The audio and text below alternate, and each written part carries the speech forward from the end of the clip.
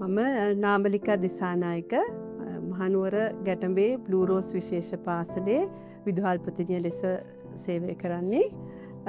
අද දින අපේ පාසලට බොහොම විශේෂ දවසක්.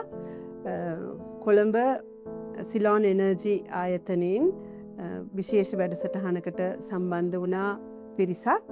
ඉතින් ඒකෙදී අපේ දරුවෝ සියලු දෙනාටම බොහොම හොඳ කෑම වේලක් කට මූල්‍ය පරිත්‍යාගයක් කරා. ඊට අමතරව සියලුම දරුවන්ට තෑග්ගක් ලබලා දීලා පාසලට අවශ්‍ය කරන ස්ටේෂනරි අයිටම්ස් උයි සෑහෙන වටිනාකමකින් යුතු ද්‍රව්‍ය පරිත්‍යාගයක් ලැබුණා. ඉතින් ඊට අමතරව අපේ පාසලේ දරුවන්ට අවශ්‍ය කරන සොෆ්ට් ප්ලේ රූම් එකත් නවීකරණය කරලා දෙන්න ඒ කට්ටිය පොරොන්දු වෙලා තියෙනවා.